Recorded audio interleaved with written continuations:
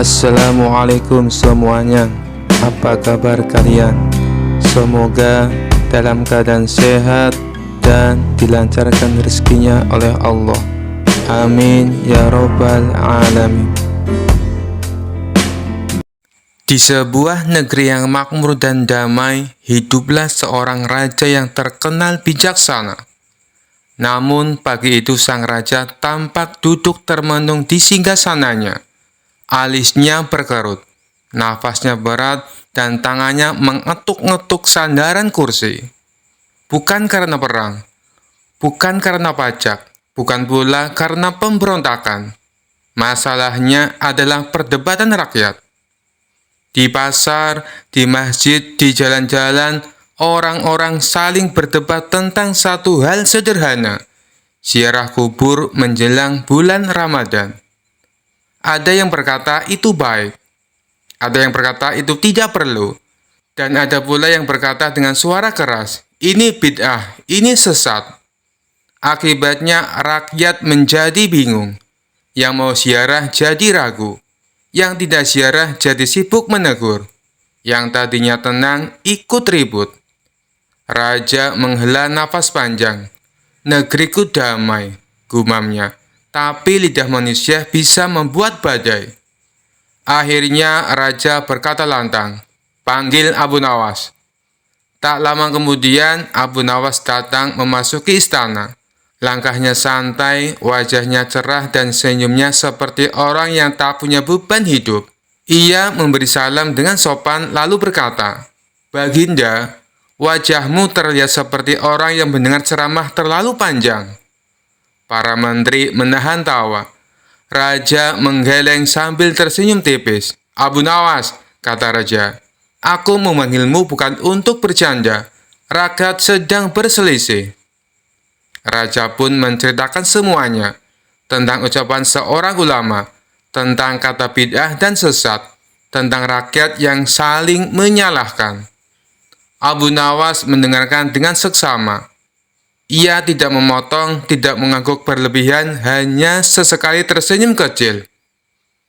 Setelah raja selesai, Abu Nawas pun berkata pelan, Baginda, izinkan saya bertanya sebelum menjawab.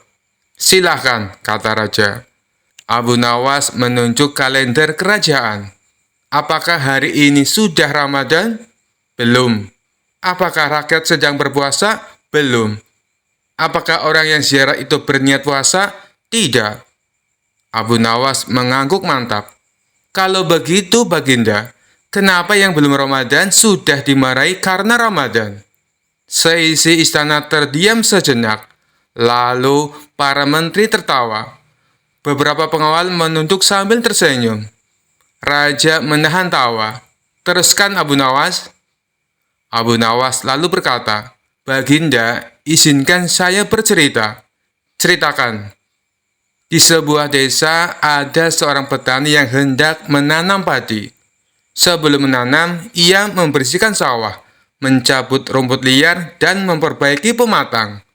Lalu datang seorang yang merasa paling pintar dan berkata, Hai petani, mengapa kau membersihkan sawah? Padi belum ditanam. Itu perbuatan aneh. Para menteri mulai tersenyum. Abu Nawas melanjutkan, petani itu menjawab, justru karena belum ditanam, aku harus bersiap. Raja mengangguk pelan. Baginda, kata Abu Nawas, ziarah sebelum Ramadan itu seperti membersihkan sawah, bukan mengaku panen, bukan mengaku sudah sempurna, tapi bersiap agar lebih baik. Abu Nawas lalu menambahkan dengan wajah polos, kalau persiapan dianggap kesesatan, maka ia berhenti sejenak. Membersihkan rumah sebelum tamu datang juga patut dicurigai. Menabung sebelum perjalanan jauh juga aneh. Bahkan mandi sebelum sholat bisa dibilang berlebihan. Tawa kembali memenuhi istana. Raja lalu bertanya dengan nada lebih lembut. Lalu, bagaimana seharusnya rakyat bersikap? Abu Nawas menunduk hormat. Baginda, ziarah itu hanya mengingatkan manusia bahwa hidup ini sementara. Ramadan mengingatkan manusia agar lebih taat. Ia menatap raja dengan tenang. Kalau seseorang mengingat kematian, lalu hatinya menjadi lebih lembut saat Ramadan, itu bukan kesesatan. Abu Nawas tersenyum kecil. Itu alarm hati. Istana menjadi hening, bukan karena takut, melainkan karena paham. Raja berdiri dari singgasananya. Dengan suara lantang ia berkata, "Mulai hari ini, rakyatku tidak perlu saling menyesatkan. Yang ingin ziarah, niatkan untuk mendoakan dan memperbaiki diri. Yang tidak, jangan mencela. Negeri ini butuh akhlak, bukan teriak." Rakyat bersorak, para menteri mengangguk setuju. Saat semua bubar, Raja memanggil Abu Nawas sekali lagi. "Abu Nawas," katanya, "kau sendiri ziarah sebelum Ramadan?" Abu Nawas menjawab santai, "Tentu Baginda. Untuk apa?" Abu Nawas tersenyum jahil, "Supaya nanti kalau wafat, saya tidak nyasar." Raja tertawa terbahak-bahak, dan pagi itu istana kembali damai. Kisah selanjutnya. Cerita Abu Nawas kali ini berawal dari adanya pencuri di kota Baghdad. Si pencuri itu sebenarnya sering tertangkap oleh warga, namun tidak pernah jera dengan perbuatannya. Suatu hari ia mencuri di rumah salah seorang saudagar kaya raya. Ketika sedang menjarah barang-barang berharga, dia kepergok oleh si pemilik rumah. Saudagar kaya tersebut langsung berteriak minta tolong. "Ada pencuri, ada pencuri!" teriak saudagar kaya tersebut. Mendengar teriakan, para warga langsung berlari menuju rumah saudagar kaya itu. Mereka lalu mengepung si pencuri agar tidak bisa untuk melarikan diri. Tapi anehnya si pencuri tampak terlihat tenang. Dia sama sekali tidak ada niat untuk kabur. Justru ia menghampiri warga yang mengepungnya. Tentu saja warga langsung membekuknya. Bahkan ada beberapa orang yang hendak memukulinya. Dan ada juga yang ingin melemparinya dengan batu. Di saat itulah datang menteri istana untuk mengamankan si pencuri. "Kalian tidak boleh main hakim sendiri. Jangan sampai ada yang memukuli si pencuri.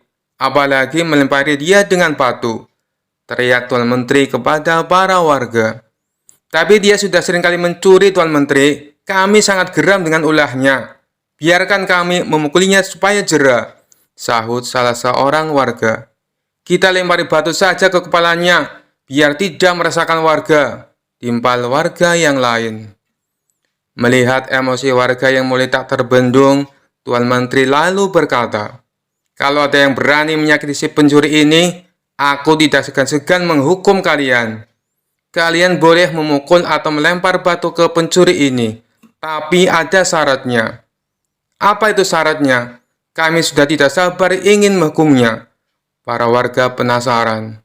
"Syaratnya adalah siapa yang tidak pernah memiliki kesalahan, boleh memukul atau melempari batu ke pencuri ini," jelas Tuan Menteri menjelaskan dengan persyaratan tersebut. Para warga hanya terdiam, sebab mana mungkin ada manusia yang tidak pernah punya salah. Bahkan anak kecil pun pernah melakukan kesalahan. Akhirnya para warga membubarkan diri. Sementara si pencuri dibawa oleh Tuan Menteri dengan dalih akan diproses di pengadilan. Tapi kenyataannya, di tengah jalan si pencuri malah dibebaskan dan disuruh untuk pulang. Usut punya usut, ternyata si pencuri adalah sahabat karib Tuan Menteri. Beberapa hari kemudian, si pencuri kembali beraksi, dan setiap kali tertangkap warga, Tuan Menteri selalu datang untuk menolong. Begitulah seterusnya, hingga suatu ketika si pencuri menyatroni rumah Abu Nawas. Kebetulan saat itu Abu Nawas baru saja mendapat hadiah emas dari Baginda Raja. Ketika si pencuri masuk ke rumah dan hendak mengambil emas tersebut, Abu Nawas keburu memergokinya. "Hai pencuri kurang ajar," ucap Abu Nawas. Bukannya kabur, si pencuri malah dengan tenang berjalan keluar meninggalkan Abu Nawas. Hal ini membuat Abu Nawas bertambah emosi. Abu Nawas lantas langsung memukul dan membekuknya. Si pencuri pun berteriak kesakitan. Mendengar ada kegaduhan di rumah Abu Nawas, warga pun segera berdatangan. "Ada apa, Abu Nawas?" tanya salah satu warga. "Orang ini hendak mencuri di rumahku," jawab Abu Nawas. "Lagi-lagi dia, seakan tidak ada kapoknya," ucap salah satu warga. "Tidak lama lagi pasti akan dibebaskan oleh Tuan Menteri," ujar warga yang lain. "Kita hukum saja ramai-ramai sebelum Tuan Menteri datang," sahut warga yang lain. Tapi sayangnya niat tersebut tidak terlaksana, sebab Tuan Menteri dan para pengawal segera mendatangi rumah Abu Nawas. Tuan Menteri lalu mengamankan si pencuri dengan melepaskannya dari tangan warga. Si pencuri kini berdiri di samping Tuan Menteri. "Sudah saya peringatkan berkali-kali, kalian tidak boleh main hakim sendiri. Kalau ada yang berani menyakitinya, aku tidak segan-segan menghukum kalian," ancam Tuan Menteri kepada para warga. Tapi bagi siapa saja yang tidak pernah memiliki kesalahan selama hidupnya, boleh memukul atau melempar batu si pencuri ini. "Ayo silakan, bila kalian merasa sok suci," bentak Tuan Menteri. Mendengar itu, para warga pun terdiam seketika. Tapi tidak bagi Abu Nawas. Diam-diam ia mengambil 2 batu besar, lalu dilemparkan ke arah langit secara bersamaan. Saat 2 batu tersebut kembali turun ke bawah, masing-masing mengenai kepala si pencuri dan Tuan Menteri.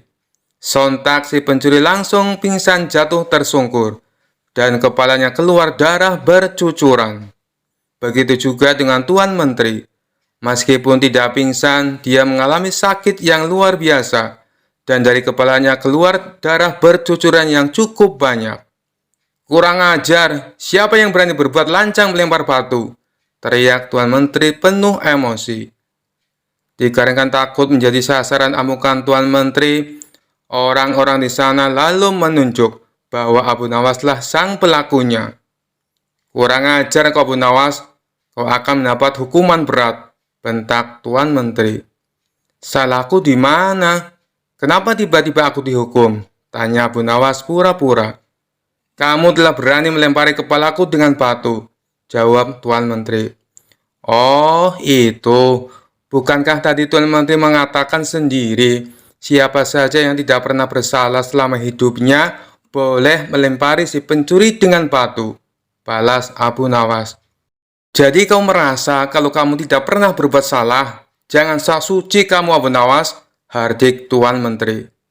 "Justru itu, karena aku orang yang pernah berbuat salah, makanya aku minta bantuan malaikat langit. Aku berikan dia 2 batu dengan cara melemparnya ke atas. Ketika malaikat langit mengembalikan batu itu ke bawah, ternyata yang kena bukan hanya pencuri, tapi Tuan Menteri juga ikut kena. Mungkin malaikat langit lebih tahu bila selama ini Tuan Menteri bersekongkol dengan si pencuri," kata Abu Nawas. Mendengar itu, Tuan Menteri tidak bisa berkata apa-apa, tapi memendam amarah kepada Abu Nawas. Tuan Menteri ingin menghukumnya saat itu juga, karena perkataan yang diucapkan Abu Nawas hanya dibuat-buat. Belum sempat Tuan Menteri perintahkan pengawal untuk menangkap, tiba-tiba Abu Nawas berkata lagi, "Kalau besok-besok dia sampai kedapatan mencuri lagi, dan Tuan Menteri menolong dengan alasan akan mengamankannya, maka batu ini bukan hanya akan aku berikan kepada malaikat langit, tapi akan aku berikan juga kepada Baginda Raja," ancam Abu Nawas. Mendengar perkataan tersebut, nyali Tuan Menteri mendadak ciut. Tuan Menteri yang tadinya bersikap garang mendadak berubah menjadi santun, sebab tahu betul betapa dekatnya Abu Nawas dengan Baginda Raja. "Maafkan aku, Tuan Abu Nawas. Aku pastikan kali ini si pencuri akan mendapat hukuman," kata Tuan Menteri. Sejak saat itulah, akhirnya si pencuri menjadi jera dan tidak mengulangi perbuatannya, karena Tuan Menteri sudah tidak berani melindunginya. Kisah selanjutnya. Dikisahkan Abu Nawas kerap kali mendapat hadiah berupa pundi-pundi uang yang banyak dari Baginda Raja, karena selalu berhasil memecahkan kasus-kasus yang rumit. Rupanya hal ini mengundang rasa iri dengki oleh sebagian hakim istana yang berjumlah 5 orang. Mereka beralasan bahwa menangani kasus sudah jadi pekerjaan para hakim, bukan tugasnya Abu Nawas. Kelima hakim tersebut lalu berkumpul untuk membahas masalah ini. Enak saja Abu Nawas, dia mendapat hadiah yang seharusnya jadi milik kita, kata salah satu dari mereka. Benar, ini tak boleh dibiarkan. Ayo, kita ajukan protes kepada Baginda Raja, sahut yang lainnya. Maka kelima hakim ini menghadap Baginda Raja dan menyatakan keberatannya. Mendengar keluhan mereka, Baginda Raja menanggapinya dengan bijak. Kalian kan sudah mendapat gaji tiap bulannya, sedangkan Abu Nawas tidak mendapatkan. Jadi, wajar kalau aku memberinya hadiah. Itu sebagai rasa terima kasih, karena telah membantu menyelesaikan masalah, tutur Baginda Raja. Tapi itu kan seharusnya sudah menjadi tugas kami. Kenapa Paduka berikan kepada Abu Nawas? Protes salah satu hakim. Saya tahu kalian orang pintar dan berpendidikan. Tapi kasus yang aku percayakan pada Abu Nawas butuh kecerdasan dan kebijaksanaan, terang Baginda Raja. Soal kebijaksanaan, kami juga bisa Paduka yang mulia, ujar mereka. Karena mereka bersikukuh dengan pendiriannya, akhirnya Baginda Raja membuat sebuah tantangan. Baiklah, akan saya uji kalian dengan kasus yang sederhana. Jika kalian bisa memecahkannya, saya tidak akan lagi meminta bantuan Abu Nawas, kata Baginda Raja. Kemudian Baginda Raja perintahkan pelayan untuk membawakan papan tulis. Lalu di papan tulis tersebut Baginda Raja menggambar garis dengan panjang 100 cm. Sekarang, masing-masing dari kalian maju dan perpendek garis ini, perintah Baginda Raja. Hakim pertama maju ke depan. Ia menghapus 20 cm dari garis itu, dan kini menjadi 80 cm. Selanjutnya, Baginda Raja mempersilakan hakim kedua untuk melakukan hal yang sama. Ia pun menghapus garis sepanjang 20 cm, dan garis tersebut kini menjadi 60 cm. Hakim ketiga dan hakim keempat pun maju ke depan. Mereka berdua melakukan hal yang sama, hingga garis itu tinggal 20 cm.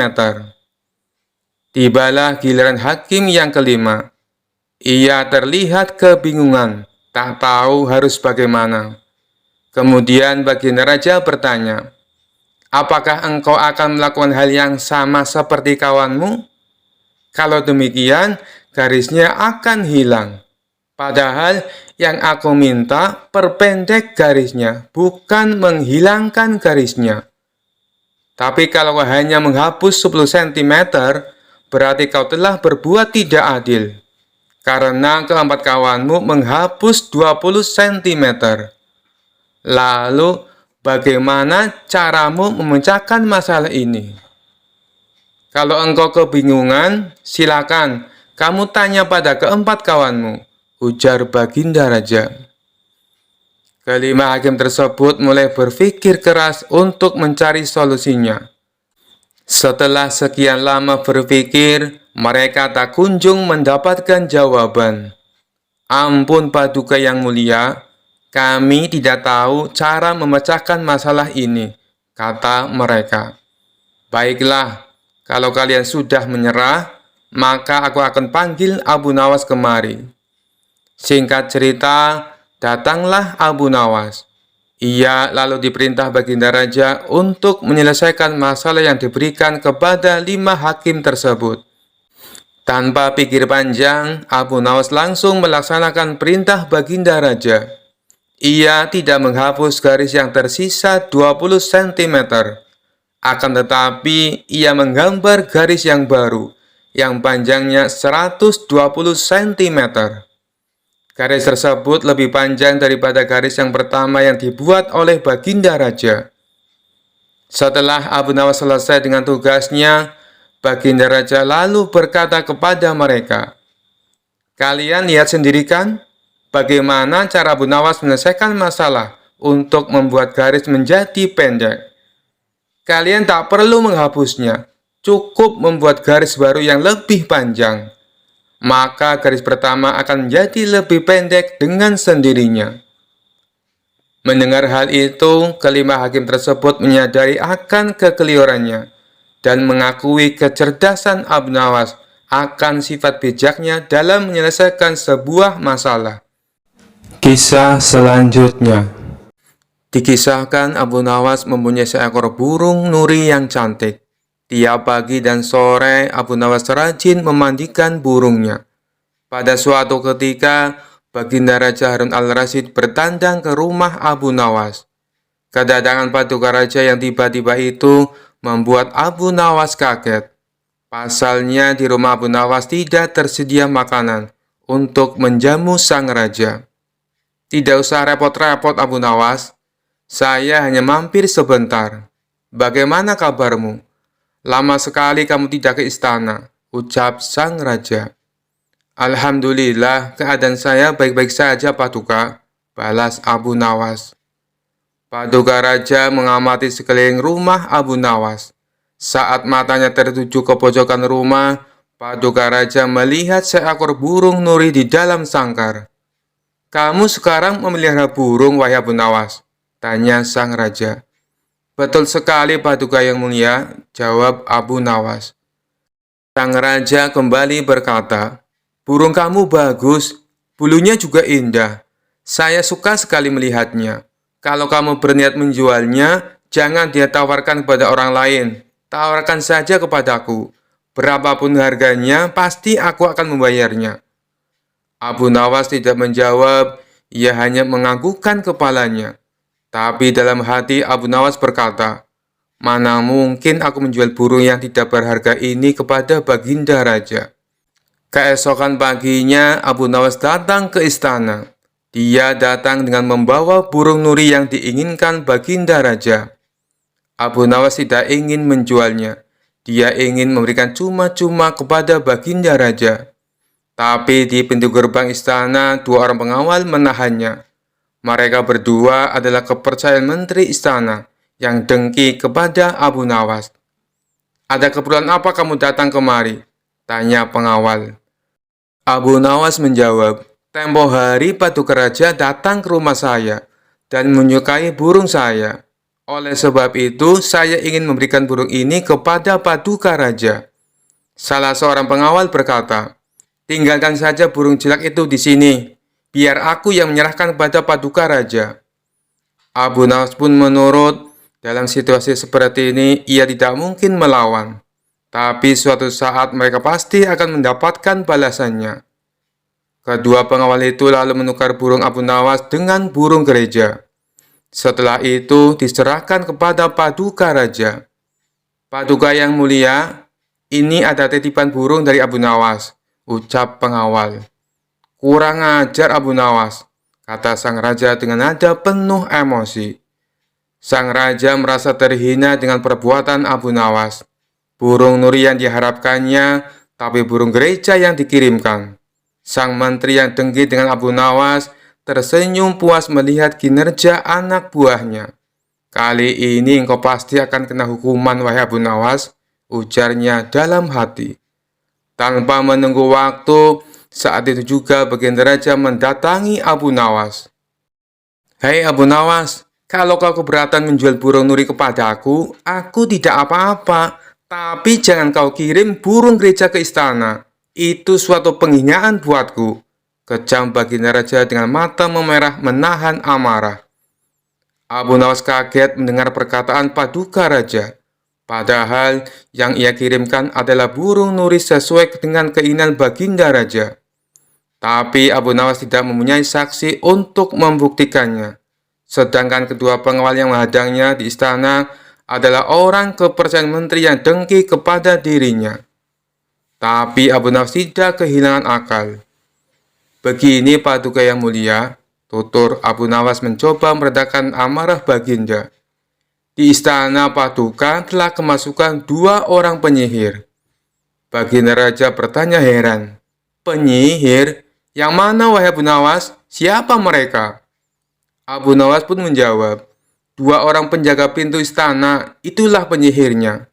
Mereka telah menyihir burung nuri menjadi burung gereja. Kalau Paduka tidak percaya, tunggulah besok di istana. Paduka akan menyaksikan sendiri betapa hebatnya sihir mereka. Saya masih punya burung satu lagi untuk Paduka. Sang Raja bertanya, burung apa itu? Burung pipit Paduka yang mulia, balas Abu Nawas. Burung pipit? Kamu sendiri kan tahu, saya tidak suka dengan burung pipit, bentak sang raja. Sabar dulu Paduka yang mulia, besok pagi saya akan ke istana membawa burung pipit. Nanti bisa disihir menjadi burung nuri oleh kedua pengawal yang menjaga pintu istana. Pagi-pagi sekali Abu Nawas sudah tiba di istana. Dia membawa burung pipit. Di depan gerbang, lagi-lagi Abu Nawas dicegat oleh kedua pengawal.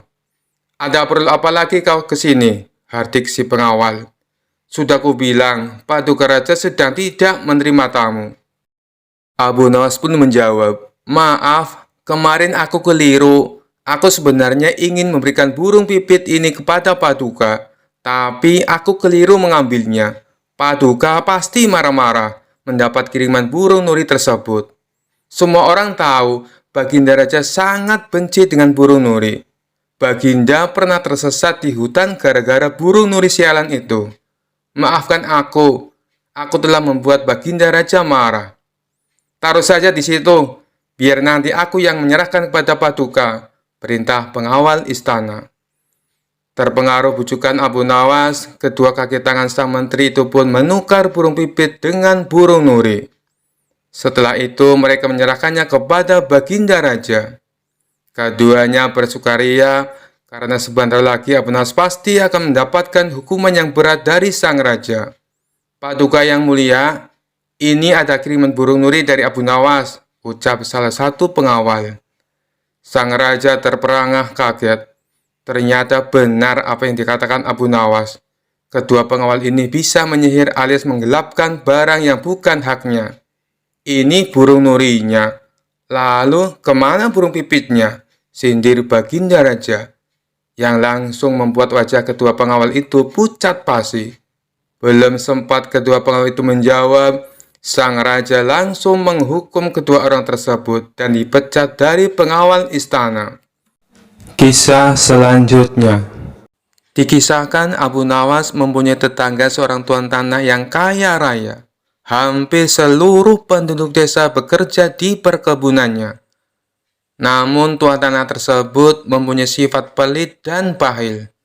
Tak hanya itu, selain berprofesi sebagai tuan tanah, ia juga menjadi rentenir. Hal inilah yang membuat Abu Nawas resah. Selaku ulama sufi, ia ingin membuat tetangganya itu bertobat atas perbuatannya. Setelah merenung agak lama, akhirnya Abu Nawas menemukan ide yang cemerlang. Pada esok harinya, Abu Nawas menemui kawan-kawannya yang lagi tongkrongan di warung. Tadi malam, aku mimpi dapat wangsit yang tidak bisa aku tolak, ucap Abu Nawas membuka percakapan. Salah satu kawan Abu Nawas bertanya, apa isi wangsit dalam mimpimu? Abu Nawas menjawab, aku mendapatkan wangsit apapun yang dititipkan padaku, maka akan beranak. Maksudnya bagaimana wahai Abu Nawas? Tanya mereka bingung. Kalau kalian menitipkan padaku 1 ayam, maka dalam beberapa hari ayamnya akan beranak. Dan ayam kalian akan menjadi bertambah. Begitu pula bila kalian menitipkan uang atau aku meminjam uang, maka beberapa hari kemudian uang kalian akan beranak. Dan tentunya uang kalian akan bertambah. Jelas Abu Nawas. Sebagian kawannya ada yang percaya, ada juga yang tidak percaya. Jangan-jangan ini cuma akal bulus Abu Nawas. untuk meminjam uang. Nanti sore aku akan meminjami 1 ekor kambing kepadamu, ucap salah satu dari mereka. Yang lain menimpali, aku akan meminjami uang 2 dinar. Silakan, silakan, dengan senang hati, balas Abu Nawas. Setelah 5 hari berlalu, ternyata benar, kambing dan uang yang dipinjamkan kepada Abu Nawas menjadi beranak.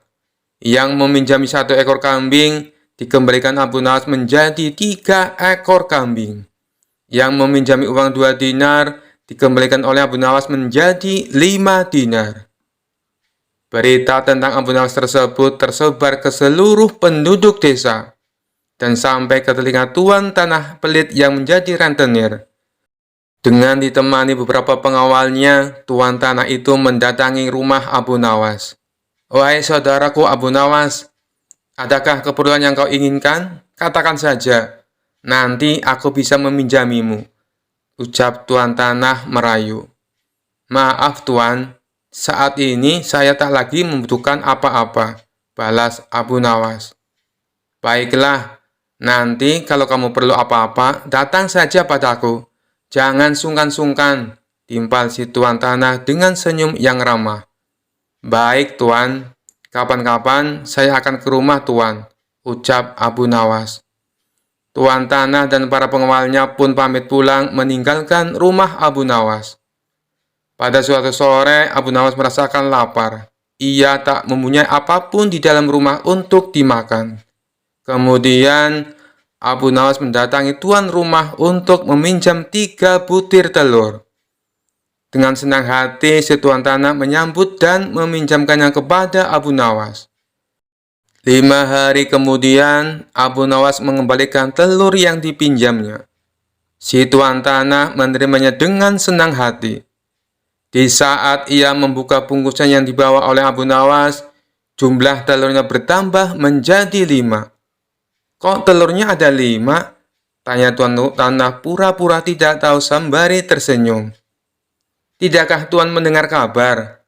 Apapun yang saya pinjam pasti beranak, ujar Abu Nawas. Si tuan tanah pun tersenyum bahagia. Ia lalu menawarkan pinjaman-pinjaman lain kepada Abu Nawas. Namun Abu Nawas menolaknya dengan alasan sedang tidak butuh. Hingga pada suatu hari, Abu Nawas kembali mendatangi tuan tanah yang kaya raya itu. Ada perlu apa wahai saudaraku Abu Nawas? Tanya si tuan tanah. Saya ingin meminjam uang 1.000 dinar, jawab Abu Nawas. Jumlah uang yang terbilang cukup banyak. Dengan uang segitu bisa untuk menggaji seluruh karyawan tuan tanah selama sebulan. Tuan tanah kaya raya itu segera membuka berangkas uangnya dan meminjamkan uang sejumlah 1.000 dinar kepada Abu Nawas. Ini uangnya wahai saudaraku, silakan dibawa pulang, ucap tuan tanah sambil memberikan uangnya kepada Abu Nawas. Abu Nawas pun pulang dengan membawa uang 1.000 dinar. Sementara tuan tanah yang pelit itu berhayal, tidak lama lagi uangku akan bertambah banyak, ucapnya dalam hati kegirangan. Hari berganti hari, si tuan tanah merasa tidak sabar menunggu kedatangan Abu Nawas. 5 hari berlalu, Abu Nawas masih belum juga datang. Tak terasa sudah berjalan 1 bulan, dan Abu Nawas tak kunjung datang ke rumahnya. Karena tidak sabar, si tuan tanah mendatangi Abu Nawas dengan didampingi pengawalnya. Wahai Abu Nawas, sudah sebulan aku menantimu, tapi kamu malah tidak datang, kata si tuan tanah. Oh iya tuan, maafkan saya. Sebenarnya saya akan ke rumah tuan, namun saya sangat sibuk. Tapi berhubung tuan sudah ada di rumah saya, sekalian saja ada yang mau saya bicarakan, kata Abu Nawas beralasan. Tidak apa-apa wahai saudaraku, silakan. Apa yang mau kau bicarakan? Balas si tuan tanah. Begini tuan, Abu Nawas mencoba menjelaskan. Uang yang tuan titipkan padaku 3 hari kemudian mati. Boro-boro bisa beranak, yang ada malah mati tak tersisa. Apa maksudmu wahai Abu Nawas? Tanya tuan tanah penuh emosi. Kamu mau mempermainkan aku ya? Sambungnya. Tidak tuanku, tapi memang begitulah kenyataannya, balas Abu Nawas. Tak terima dengan hal itu, si tuan tanah lalu melaporkan Abu Nawas ke pengadilan. Ia menuntut Abu Nawas agar dihukum pancung karena telah menipu dirinya dengan jumlah uang yang sangat besar. Saat keduanya dihadapkan kepada hakim, si tuan tanah berkata, "Wahai hakim yang mulia, Abu Nawas telah menipuku. Katanya uang yang aku titipkan kepadanya bisa beranak. Tapi kenyataannya ia menipuku dan tidak sepeser pun mengembalikan uangnya padaku. Saya minta supaya Abu Nawas dihukum pancung." Setelah mendengar kesaksian dari tuan tanah, sang hakim bertanya kepada Abu Nawas, "Benarkah seperti itu, wahai Abu Nawas?" Abu Nawas pun menjawab, "Wahai hakim yang mulia, saya sama sekali tidak menipu dia." "Lalu, kenapa kamu tidak mengembalikan uangnya?" tanya hakim. Abu Nawas kembali menjawab, "Dari awal sudah saya katakan padanya, Tuan Hakim, apapun yang dititipkan padaku bisa beranak. Dan kebetulan uang yang ia titipkan padaku bukannya beranak, tapi malah mati. Dan aku tak mungkin mengembalikannya karena sudah mati. Bukankah sesuatu yang beranak pasti bisa mati?" kata Abu Nawas menjelaskan. Sang hakim manggut-manggut dan membenarkan ucapan Abu Nawas. Memang segala sesuatu yang beranak cepat atau lambat pasti akan mati. Dengan ini, Abu Nawas dibebaskan dari segala tuduhan dan tidak diwajibkan untuk mengganti rugi. Mendengar keputusan itu, si tuan hakim tanah langsung jatuh pingsan. Ia telah tertipu oleh wataknya sendiri sebagai orang yang gigih dan berprofesi sebagai rentenir. Kisah selanjutnya. Sudah cukup lama Abu Nawas tidak pernah dipanggil lagi oleh Baginda Raja ke istana. Sejenak Abu Nawas pun berpikir, bagaimana cara agar dirinya dipanggil ke istana oleh Baginda Raja. Hal ini bukan karena Abu Nawas kangen dengan Baginda Raja, tetapi karena pundi-pundi penghasilnya sudah mulai kosong. Sebab hadiah dari Baginda Raja sudah tidak pernah lagi ia terima selama ini. Kondisi rumah tangga yang demikian tentu tidak boleh dibiarkan begitu saja, pikir Abu Nawas. Sehingga Abu Nawas pun mulai mencari berbagai cara agar dipanggil ke istana oleh Baginda Raja.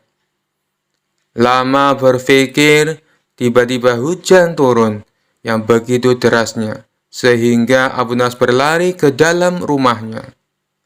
Dalam keadaan yang basah kuyup, Abu Nawas berpikir, bukankah hujan adalah rahmat? Kenapa aku harus lari menghindarinya? Dari situlah Abu Nawas mendapatkan ide agar dipanggil Baginda Raja ke istana. Maka keesokan harinya, Abu Nawas langsung menjalankan aksinya supaya bisa segera dipanggil oleh Baginda Raja. Abu Nawas pergi ke pasar dan berdiri di tengah-tengah keramaian, lalu berkata seperti orang yang beraliran sesat, "Wahai umat manusia, saya Abu Nawas adalah orang yang sangat membenci pada yang hak dan suka kepada yang fitnah. Dan saya adalah orang yang lebih kaya dibandingkan Allah," ujar Abu Nawas berkali-kali. Padahal selama ini Abu Nawas dikenal sebagai orang alim yang taat, sehingga banyak warga yang heran dengan sikapnya tersebut. Dia memang gemar bersikap jenaka, hanya saja leluconnya tidak pernah ngawur seperti sekarang. Akhirnya warga yang merasa tidak suka mendengar perkataan Abu Nawas, maka ulah Abu Nawas tersebut langsung diadukan ke Baginda Raja. Mendengar pengaduan para warga, Baginda Raja pun menjadi geram dan memerintahkan prajurit untuk segera menangkap Abu Nawas. Setibanya Abu Nawas di istana, Baginda Raja langsung membentaknya dengan sangat keras dengan penuh amarah. "Kamu sudah murtad, Abu Nawas. Perkataanmu bukan lagi lelucon. dan ini tidak bisa lagi dibiarkan. Kamu harus masuk penjara, kata baginda raja kepada Abu Nawas. Kemudian Abu Nawas pun mempertanyakan kesalahannya kepada baginda raja. Memangnya salah saya apa baginda raja? Kata Abu Nawas pura-pura bertanya. Bukankah tadi di pasar kamu mengatakan bahwa kamu tidak suka dengan yang hak atau kebenaran, malah kamu menyukai yang fitnah? Belum lagi kamu mengatakan, kamu mengaku lebih kaya dari Allah. Kamu bilang begitu kan? Kata baginda raja sambil marah. Abu Nawas pun tidak banyak bicara. Dia langsung mengakui perbuatannya tersebut. Kemudian baginda raja bertanya kembali. Mengapa engkau berkata begitu? Sudah kafirkah engkau? Tanya baginda raja lagi. Tapi dengan entengnya Abu Nawas menjawab pertanyaan dari baginda raja. Saya kira baginda raja juga seperti saya. Baginda pasti membenci perkara yang hak, kata Abu Nawas. Kemudian sang raja pun menjadi tambah marah dan mengatakan Abu Nawas sangat kurang ajar. Selanjutnya, Abu Nawas menjelaskan maksud dari perkataannya tersebut. Jangan marah dulu, wahai paduka yang mulia. Dengarkan dulu keterangan saya, kata Abu Nawas. Keterangan apa lagi yang ingin kau jelaskan? Sebagai seorang muslim, aku membela dan bukan membenci perkara yang hak. Kamu harus tahu itu, ujar baginda raja. Kemudian Abu Nawas mulai berkata sambil menjelaskan maksudnya kepada baginda raja. Begini paduka yang mulia, setiap ada orang yang membacakan talqin, saya selalu mendengar bahwa mati itu hak dan neraka itu hak. Nah, siapakah orangnya yang tidak membenci mati dan neraka yang hak itu? Tidakkah baginda juga membencinya seperti aku? Kata Abu Nawas. Akhirnya baginda raja pun langsung terdiam ketika mendengar penjelasan itu dari Abu Nawas sembari berkata seperti ini. Tapi bagaimana dengan pernyataanmu yang menyukai fitnah? Tanya baginda lagi ingin tahu. Kemudian Abu Nawas kembali menjawab dengan jawaban yang membuat baginda raja terkejut. Bukan hanya saya saja baginda, tapi baginda pasti juga menyukai fitnah, kata Abu Nawas. Baginda barangkali lupa bahwa di dalam Al-Quran disebutkan, harta benda dan anak-anak kita adalah fitnah. Padahal baginda juga menyenangi harta dan anak-anak, seperti halnya saya. Benar begitu paduka yang mulia? Lanjut Abu Nawas. Baginda raja pun hanya membenarkan perkataan Abu Nawas dan mengangguk-anggukkan kepalanya lagi. Kemudian baginda raja bertanya kembali kepada Abu Nawas. Lalu bagaimana dengan pernyataanmu yang mengaku lebih kaya daripada Allah? Apakah kamu sudah sinting? Kamu tahu kan kalau Allah itu maha kaya dan maha segala-galanya, kata baginda raja kepada Abu Nawas. Kemudian Abu Nawas kembali menjawab pertanyaan dilontarkan baginda raja. Anak adalah kekayaan. Baginda pasti tahu itu. Sedangkan Allah tidak mempunyai anak. Saya mempunyai anak. Berarti saya lebih kaya daripada Allah. Karena Allah tidak beranak dan tidak diperanakan. Kata Abu Nawas menjelaskan kepada baginda raja. Baginda lagi-lagi hanya bisa terdiam. Sebab semua yang dikatakan oleh Abu Nawas memang benar adanya. Kamu memang benar Abu Nawas. Tapi apa maksudmu berkata seperti itu di tengah pasar hingga membuat keonaran? Tanya baginda raja kepada Abu Nawas. Kemudian Abu Nawas pun menjawab tujuan dari perbuatannya tersebut di pasar. Tujuan saya adalah supaya ditangkap dan dihadapkan kepada yang mulia. Karena hanya inilah satu-satunya cara agar hamba bisa bertemu yang mulia. Ujar Abu Nawas. Kemudian baginda pun bertanya kepada Abu Nawas tentang tujuannya yang ingin menemui dirinya. Dan Abu Nawas pun menjawab dengan santainya. Agar mendapat hadiah, kata Abu Nawas cengengesan. Suasana yang tadinya tegang kemudian menjadi penuh gelak tawa. Dan baginda raja pun berkata seperti ini. Abu Nawas, Ada-ada saja kamu, kata Baginda Raja. Baginda Raja pun akhirnya sadar bahwa selama ini ia jarang mengundang Abu Nawas ke istana. Kemudian Baginda Raja pun memberikan Abu Nawas beberapa keping emas sambil berkata seperti ini. Kalau kamu butuh apa-apa, langsung saja datang ke sini. Bilang padaku apa yang kamu butuhkan. Tidak perlu pakai cara-cara seperti ini lagi, kata Baginda Raja. Kemudian Abu Nawas pun meminta maaf kepada Baginda Raja, lalu pulang ke rumahnya sambil membawa hadiah dari Baginda Raja. Kisah selanjutnya diceritakan ada seorang musafir datang ke istana menemui Baginda Raja. Ia mengaku punya sebuah teka-teki yang tidak pernah terpecahkan oleh siapapun. Baginda Raja yang memang suka dengan permainan tersebut meminta si musafir untuk menunjukkan teka-tekinya.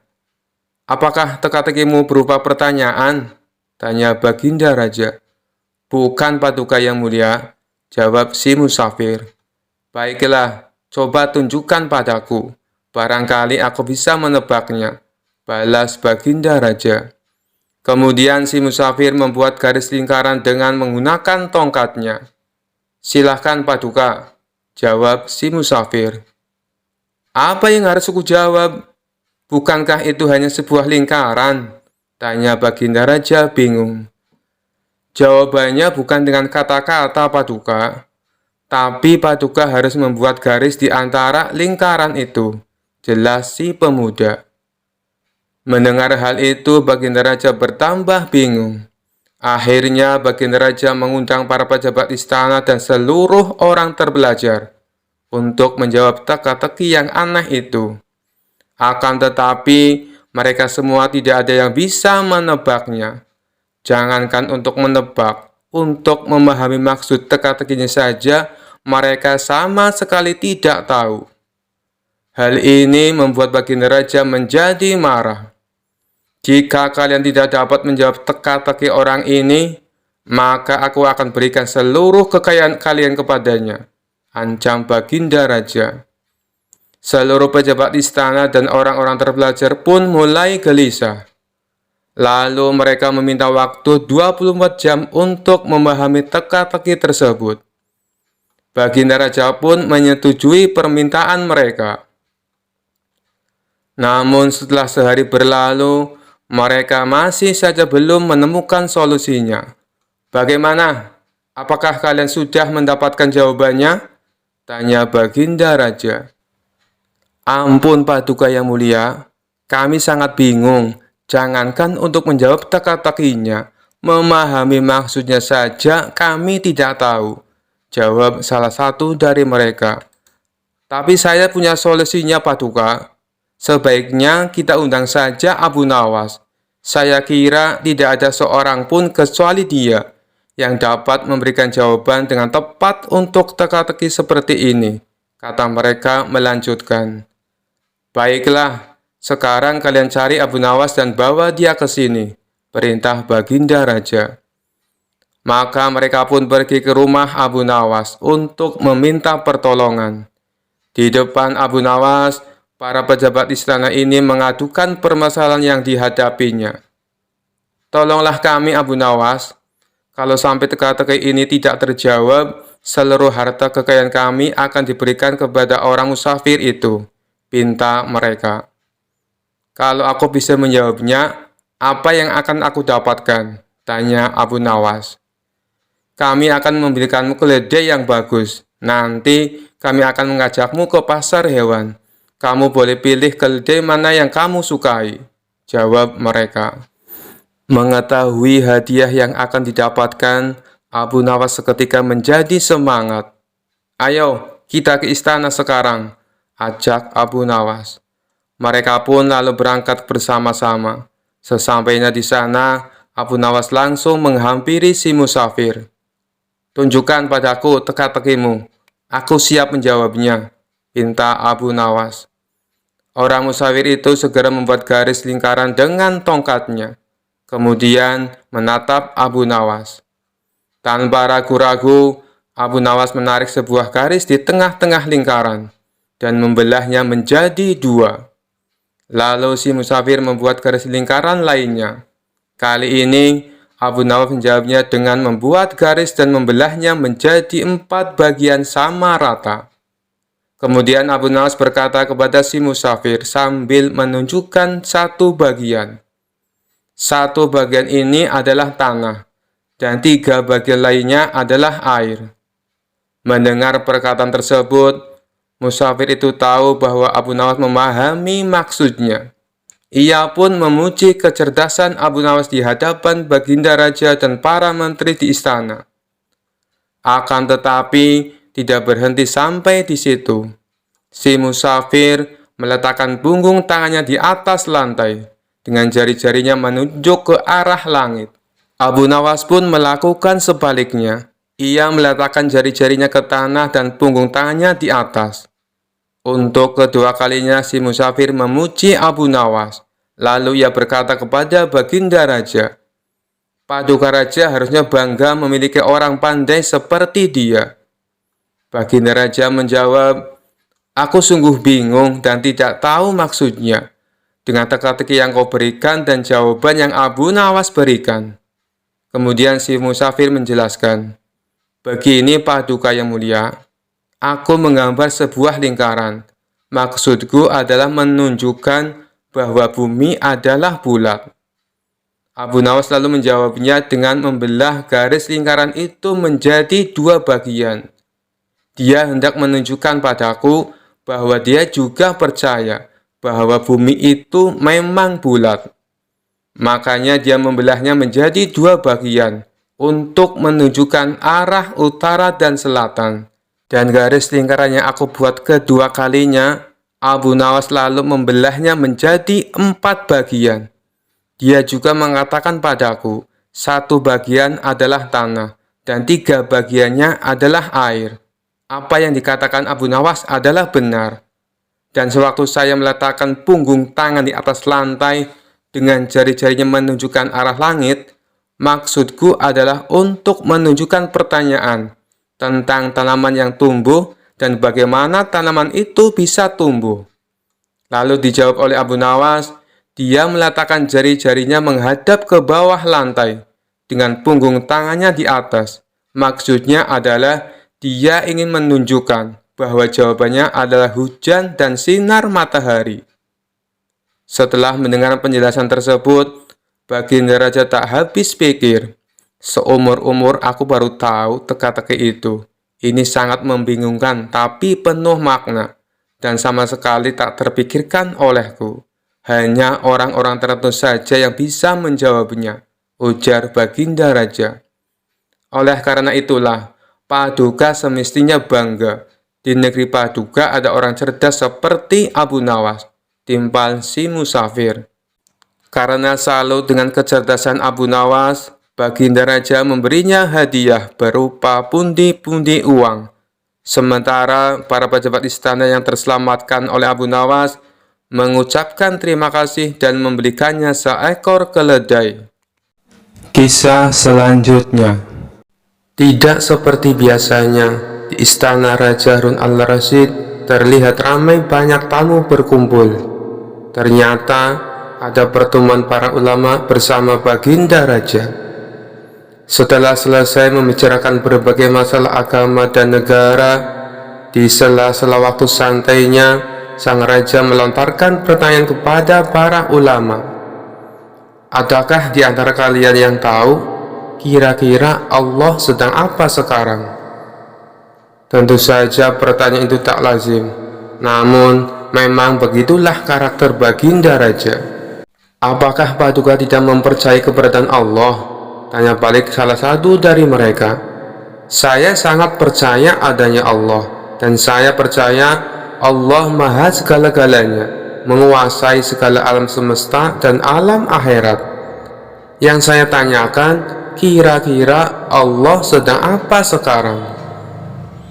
Para ulama saling berpandangan satu sama lain. Mereka bingung harus menjawab apa. Tidak elok rasanya baginda bertanya seperti itu. Jangan samakan zat Allah dengan manusia, ujar mereka. Sudah saya katakan, saya tidak menyamakan zat Allah dengan apapun, apalagi dengan manusia. Saya hanya ingin tahu, kira-kira saat ini Allah sedang apa? Kalau kalian tidak tahu, bilang saja tidak tahu, balas sang raja. Sejenak suasana menjadi hening. Lalu baginda raja teringat dengan sosok Abu Nawas. Mungkinkah Abu Nawas bisa menjawab pertanyaanku ini? Ucap baginda raja dalam hati. Kemudian baginda raja menyuruh para pengawal untuk segera memanggil Abu Nawas ke istana. Berangkatlah beberapa pengawal pergi menuju rumah Abu Nawas. Setibanya di sana, ternyata Abu Nawas tidak ada di rumah. Sang istri memberitahu kalau Abu Nawas sedang minum kopi di warung. Para pengawal istana pun segera menuju ke sana. Sementara Abu Nawas yang sedang asik kumpul bareng temannya di warung ditanya oleh salah satu kawannya, "Hei Abu Nawas, kemarin dapat proyek apa dari baginda raja? Pastinya baginda raja memberimu banyak hadiah." "Tidak ada," jawab Abu Nawas singkat. "Kalau begitu, berikan sedikit nasihat kepada kami," desak yang lainnya. "Kebenaran adalah sesuatu yang berharga, bukan hanya dari segi agama, tapi juga dari segi materi," ujar Abu Nawas sembari menyeruput kopi dengan hati-hati. "Tapi mengapa terkadang kita harus membayar mahal untuk sebuah kebenaran?" sahut kawan lainnya. Abu Nawas menjelaskan, "Coba kalau engkau perhatikan, mahalnya harga sesuatu dipengaruhi oleh kelangkaannya. Makin langka sesuatu itu, maka makin mahallah harga sesuatu tersebut." Semua orang dalam warung mengangguk-angguk. "Benar juga apa yang kamu katakan, Abu Nawas," ujar salah satu dari mereka. Belum lagi Abu Nawas menghabiskan kopinya, tiba-tiba datang beberapa orang pengawal istana. "Abu Nawas, kamu dipanggil untuk menghadap baginda raja sekarang." Dengan pakaian seadanya, Abu Nawas pun pergi ke istana bersama beberapa pengawal kerajaan. Setibanya di istana, terlihat tampak beberapa ulama sedang berkumpul. Sang raja tampak duduk berwibawa di singgasananya. Begitu melihat Abu Nawas, baginda raja langsung memanggilnya. "Sini ke depan, Abu Nawas," titah baginda raja. Abu Nawas pun segera merapat ke depan setelah mengucapkan salam kepada para ulama. Belum lagi Abu Nawas duduk sempurna, tanpa basa-basi, baginda bertanya kepada Abu Nawas, "Ini para ulama yang ada di sini, tidak ada yang bisa menjawab pertanyaan saya. Saya ingin menguji kecerdasanmu. Apa kamu bisa menjawabnya atau tidak?" kata baginda raja kepada Abu Nawas. "Wahai paduka yang mulia, bukankah beliau-beliau ini adalah ulama yang berilmu agama tinggi, sedangkan hamba hanyalah orang biasa? Rasanya tidak pantas kalau saya yang menjawabnya," sahut Abu Nawas. "Tapi kalau boleh tahu, pertanyaan macam apakah yang baginda tanyakan?" Baginda raja berkata, "Tadi saya bertanya kepada para ulama di sini, kira-kira Allah sedang apa sekarang? Tapi tak ada satupun yang bisa menjawabnya. Apakah kau tahu Allah sedang apa sekarang?" Mendengar pertanyaan aneh itu, sejenak Abu Nawas terdiam. "Saya bisa menjawab pertanyaan itu, tapi ada syaratnya," sahut Abu Nawas. "Apa syaratnya?" tanya baginda raja sedikit terkejut. "Syaratnya adalah saya harus duduk di singgasana baginda raja, dan baginda raja harus duduk di bawah bersama para ulama," jawab Abu Nawas. "Syarat macam apa lagi ini?" gumam baginda raja dalam hati. Tapi karena penasaran dengan jawaban Abu Nawas, baginda raja pun menuruti permintaan Abu Nawas. Setelah Abu Nawas duduk di singgasana baginda raja dan Raja Harun al-Rasyid duduk di bawahnya, Abu Nawas berkata dengan lantang, "Kalau Baginda ingin tahu Allah sedang apa sekarang, saksikanlah, Allah sedang mengangkat Abu Nawas menjadi raja dan Harun al-Rasyid menjadi rakyat biasa." Spontan Baginda Raja pun tertawa mendengar ucapan Abu Nawas, diiringi oleh beberapa ulama yang sedang duduk di sampingnya. "Kamu memang pintar, Abu Nawas. Kamu malah memanfaatkan pertanyaan ini untuk bisa duduk di atas singgasanaku. Tapi memang yang kamu katakan itu benar, maka aku pun tak bisa marah kepadamu." Baginda Raja pun memberikan hadiah kepada Abu Nawas atas kecerdasannya. Sekian dulu perjumpaan kita kali ini. Sampai bertemu lagi di kisah-kisah selanjutnya. Terima kasih yang sudah subscribe dan setia menonton channel ini. Wassalamualaikum warahmatullahi wabarakatuh.